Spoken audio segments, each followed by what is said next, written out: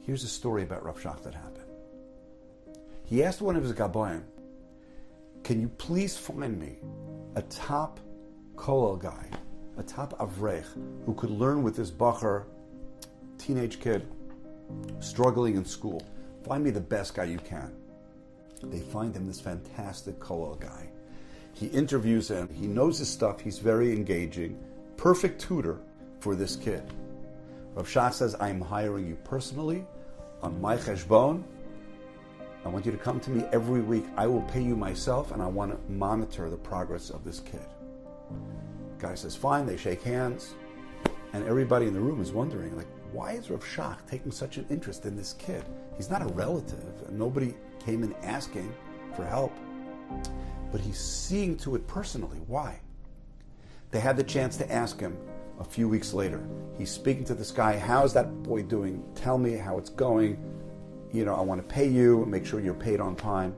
And somebody asked Rav Shach, Rosh Yeshiva, who is this kid that you were so concerned about? Is he related? Rav Shach smiled and said, no, he's not related.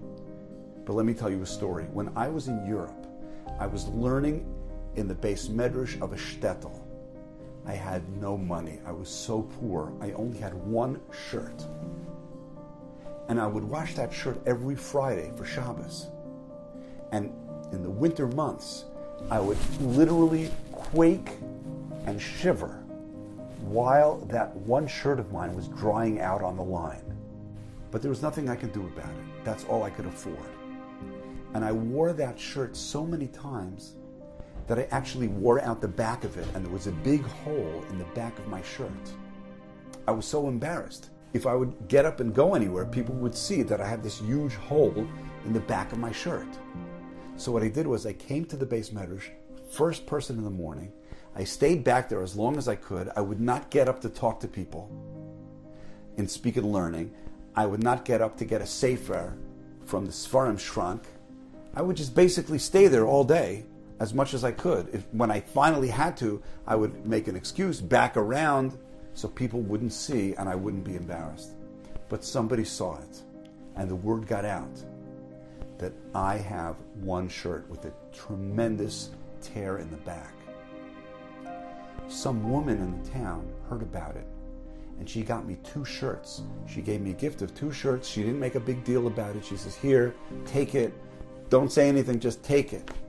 And this lady was a lifesaver, because now when I washed one shirt on Friday, I was wearing the other shirt. I was clothed for the first time in who knows how long. And the best thing about it was for my learning, because now I wasn't relegated to sitting my back against the bench. I could get out of my seat. I could go over and speak and learning to people. I could get up and get a sefer off the shelf. So it enhanced my self-esteem, it enhanced my learning, and I never forgot about it. This kid, who I found a tutor for, is the grandson of that special woman. Because when somebody does something for you, you never ever forget about it. And you always feel the hakarat hatov, the gratitude. It could be generations later.